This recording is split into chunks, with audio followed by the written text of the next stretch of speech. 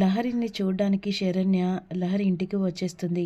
ఈలోపు సంతోష్ బాగా తాగి వస్తూ ఉంటాడు.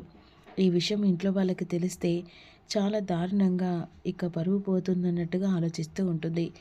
ఇక వెంటనే శరణ్యను, వదిన నీ చేత్తో చాలా రోజులవుతుంది కాఫీ తాగి, కాఫీ పెట్టి ఇవ్వనేసరికి వంటగది వైపు వెళ్తుంది. వెంటనే సంతోష్ను గదిలోకి లహరి తీసుకెళ్ళి పడుకోబెడుతుంది. ఈలోపు వెంటనే ఇక కాఫీ పెట్టుకొని శరణ్య వస్తుంది. కాఫీ వెంటనే లహరికిస్తుంది. చాలా బాగుంది వదిన అనిన తర్వాత, సరే లహరి ఇక నేను బయలుదేరుతాను, నువ్వు ఎలా ఉన్నావో చూడడానికి వచ్చాను అనేసి అక్కడి నుంచి వెళ్ళిపోతుంది. ఏంటి ఈ అత్తగారిని పరువు తీయకుండా తెగ నగలు చేయించానని చెప్పేసి పెద్దగానే డోలు కొట్టానంటున్నాయి. మా అమ్మ నేర్పించిన గుణం ఏంటో తెలుసా? అత్తింటి పరువు పోకుండా కష్టం నష్టం బాధ ఏదైనా అత్తింట్లోనే మాత్రమే అని చెప్పి నన్ను ఇంట్లో కోడలుగా మీకు అప్పచెప్పింది. కానీ మీరు మాత్రం నా పట్ల కనీసం మానవత్వంతో కూడా చూపించట్లేదు. కానీ ఒక్క క్షణం పట్టదు మీ బండారం, మీ తల్లి కొడుకులది బండారం బయట పెట్టడానికి. కానీ మా అమ్మ విశ్వరూపం చూస్తే ఆ పరిస్థితిలో మీరిద్దరూ ఎక్కడుంటారో మీకే ఊహకు వదిలేస్తున్నాను అని లహరి వార్నింగ్ ఇస్తుంది. ఇదేంటి ఇది తెగ వార్నింగ్ ఇస్తుంది? చెప్తాను సంగతి, ఏదో ఒక రోజు దొరక్కపోవా, అప్పుడు నీ సంగతి చెప్తాను అని విధంగా లహరి అత్తయ్యని లోపల వెళ్ళిపోతుంది. ఈలోపు వెంటనే వినోద్ స్టేషన్కి వెళ్తారు. సౌమ్యను పెళ్లి చేసుకున్న తర్వాత నమ్మించి మోసం చేసి ఇంట్లో నుంచి వేరే అతను కావాలని ఇంట్లో నుంచి వెళ్ళిపోయినట్టుగా ఇక వెంటనే స్టేషన్ దగ్గరికి వెళ్ళి పోలీసులకు కంప్లైంట్ చేస్తారు. ఫిర్యాదు ప్రకారంగా పోలీసులు వెంటనే వినోద్ని నేరుగా తీసుకొని ఆనంద భైరవి ఇంటికి వస్తారు. ఆ సమయంలో ఇంట్లో వాళ్ళందరూ ఉంటారు. వెంటనే ఆనంద భైరవి గారు అని చెప్పేసి పిలుస్తూ ఉంటారు. వినోద్ నువ్వా అని ఇక ఆనంద భైరవి షాకింగ్ అయిపోతుంది. ఏంటి వినోద్, పోలీసులతో పాటుగా మా ఇంటికి వచ్చావు?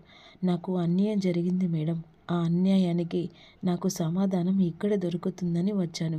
ఏంటి, ఏం జరిగింది? ఇక్కడ నా భార్య ఉంది, మీ ఇంట్లోనే ఉందని నాకు తెలిసిపోయింది. అందుకని తనని తీసుకెళ్ళడానికి వచ్చాను. మీ భార్యనా? ఎవరు వినోద్ అని చెప్పేసి శరణ్య అడుగుతుంది. ఎవరో కాదు మేడం, మీ ఇంట్లోనే ఉంటూ మీ ఇంట్లోనే కాకుండా ఆఫీస్లో వర్క్ చేస్తున్న సౌమ్య. తనని ప్రేమించాను, ఇద్దరం ప్రేమించుకొని పెళ్లి చేసుకున్నాం. కానీ నన్ను అర్ధాంతరంగా మధ్యలో వదిలేసి ఇక బయటకు వచ్చింది. తనకి నచ్చిన వాడితో ఇక హ్యాపీగా ఎంజాయ్ చేయడానికి ఇక నాకు విడాకులు ఇచ్చి నన్ను దూరం చేసుకోవాలనుకుంది. అందుకే ఇక చట్టరీత్యా న్యాయంగా తన మీద కేసు పెట్టి తనని నాతో పాటుగా తీసుకెళ్ళడానికి వచ్చాను. మరి ఈ విషయం ఎందుకు చెప్పలేదు? చెప్దామనే సమయానికి వెంటనే నన్ను ఇక ఇబ్బంది పెట్టిందే కాకుండా నా తల్లిని నా చెల్లిని చంపేస్తానని వార్నింగ్ కూడా ఇచ్చింది మేడం. ఇక ఏదైతే అది జరుగుతుంది అని చెప్పేసి ఒక ముందడుగు వేశాను. సౌమ్య నాకు అన్యాయం చేసింది. ఇక అన్యాయం పట్ల నాకు న్యాయం చేస్తారని పోలీసులను సంప్రదించవలసి వచ్చింది. ఇక వెంటనే సౌమ్యని తీసుకొని రండి అని పోలీసులు అంటారు. ఈలోపు శరణ్య, నీకు ఆట మొదలైందే, ఇక ఎలా తప్పించుకుంటావో చూస్తానే. సౌమ్య, ఇక నీకోసం ఒక వ్యక్తి వచ్చాడు. ఆ వ్యక్తి ఎవరో కాదు, నీ భర్తట. ఏంటి, కొత్తగా మరో కథ మొదలుపెట్టావా? నేను మొదలుపెట్టాను, నువ్వు మొదలుపెట్టి కథలు చేస్తున్నావో అన్నీ బయటపడతాయి, పద అని చెప్పేసి వెంటనే సౌమ్య మెడలు పట్టుకొని బయటికి లాక్కొస్తుంటుంది. ఆలోపు, అదిగో సౌమ్య, నీ భర్త వచ్చాడు, పద. ఏంటి అని చెప్పేసి అంటుండగా, ఇక నన్ను కావాలని చీట్ చేసింది మేడం, ప్రేమించి పెళ్లి చేసుకుంది, ఇక నా వల్ల చంపేస్తానని బెదిరించింది. ఇలాంటి దాని గురించి నేను ఎంతలా వెనుకులాడానో నా మనసుకు తెలుసు. ఇక ఏంటి, కావాలని నా మీద నిందలు వేస్తున్నా సార్, ఇది చాలా మిస్బిహేవ్ చేస్తున్నారు. ఒక ఆడపిల్లను లేనిపోని నిందలు వేస్తున్నారు. నీ మీద ఆల్రెడీ కంప్లైంట్ ఫిర్యాదు చేశాడు. అందుకని నువ్వు ఏదైనా తేల్చుకోవాలంటే స్టేషన్కి వచ్చి తేల్చుకో. లేదు మేడం, వీళ్ళు కావాలని నా మీద నిందలు వేస్తున్నారు. అలా ఎలా అంటున్నావు సౌమ్య? నీ భర్త నిజాయితీగా నిజంగా ఈ పోలీసులను ఆశ్రయించి తన మనసులో బాధను చెప్పుకున్నాడు. అంత డేరుగా నువ్వు నా భార్య అని ఎలా చెప్తాడు? మేడం, తను నా భార్య, నా దగ్గర సాక్ష్యాలు కూడా ఉన్నాయి అని చెప్పేసి వెంటనే పెళ్లి ఫోటో చూపిస్తాడు. ఆ పెళ్లి ఫోటో చూసి ఒక్కసారిగా అందరూ షాక్ అయిపోతారు. ఏ వినోద్, డబ్బు కోసం అని చెప్పేసి నాటకాలు ఆడుతున్నావా, లేకపోతే ఎవరైనా నాటకాలు ఆడిస్తే ఆడుతున్నావా అని చెప్పేసి సౌమ్య అంటుంది. నాకు నాటకాలు ఆడాల్సిన అవసరం లేదు, కావాలని నువ్వు నన్ను మోసం చేసావు, చీట్ చేసావు. అలాంటప్పుడు నువ్వు ఆడుతున్నావు నాటకాలు. నా జీవితాన్ని కావాలని ఇలా చేసిందే కాకుండా నేను నాటకాలు ఆడుతున్నావని నన్ను కావాలని ఇలా చేయడం కరెక్ట్ కాదు సౌమ్య. ఇక వెంటనే మీరు ఏమైనా మాట్లాడుకోవాలనుకుంటే స్టేషన్కి వచ్చి మాట్లాడుకోండి.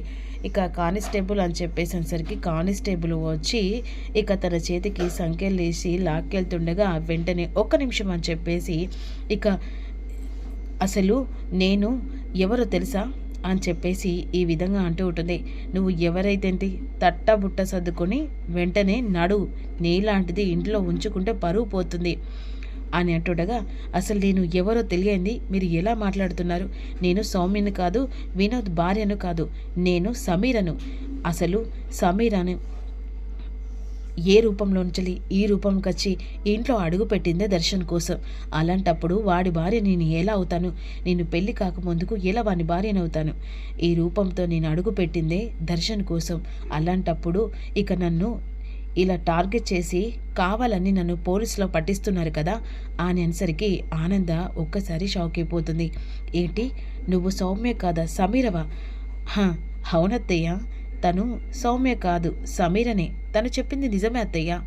ఎందుకంటే సౌమ్య రూపంలో సమీరగా ఈ ఇంట్లో అడుగుపెట్టి ఈ కుటుంబాన్ని ముక్కలు చేసి దర్శన్ని తన సొంతం చేసుకొని పెళ్లి చేసుకోవాలని పోవాలని చెప్పేసి పక్కగా ప్లాన్ చేసి తన మొహాన్ని మార్పు చేసుకుంది. దానికి సాక్ష్యం కూడా వినోదే. అవును మేడం, తను ఎవరో కాదు, తను సౌమ్య రూపంలో ఉన్న సమీర. తన గురించి మొత్తం నీకు ఆల్రెడీ తెలిసేలా చేయడానికే ఈ నాటకం మేడం. తను నా భార్య కాదు. తను నా భార్య కాకపోయినా తనని ప్రాణం కంటే ఎక్కువ ప్రేమించాను. నా అవసరం కోసమని చాలా వాడుకుంది. తన ప్లాస్టిక్ సర్జరీ మొహాన్ని కూడా నేనే డబ్బులు ఖర్చు పెట్టి చేయించాను. నాతో ప్రేమ రామాయణం నడిపించింది. ఆ తర్వాత ఇక్కడ నాకు జాబ్ వచ్చిందని నన్ను అక్కడ వదిలేసి వచ్చింది. పిచ్చివాడలా నేను ఇక్కడికి వచ్చినప్పుడు నాకు హెల్ప్ చేసింది శరణ్య మేడం. ఆ తర్వాత ఆఫీస్లో కూడా నాకు జాబ్ వచ్చేలా చేసింది. ఆ తర్వాత సౌమ్య ఎదురు పడ్డది. ఇక తన బండారం బయట పెట్టాలనుకున్న టైంలో నా తల్లిని కావాలని చంపేస్తానని బెదిరించింది. కానీ ఈరోజు తన బండారం బయట పెట్టాలని మెంటల్గా ఫిక్స్ అయ్యి ఇలా చేశాను. అంటే నువ్వు సౌమ్య రూపంలో ఉన్న సమీరవా? నీలాంటిది బతకూడదే. ఇలాంటి దాన్ని భూమి మీద ఉన్నా కూడా ఏ కుటుంబాలు ఎంత కల్లోలమవుతాయి. ఎస్ఐ గారు, దీన్ని వెంటనే అరెస్ట్ చేసి ఎన్కౌంటర్ చేసి పడేది.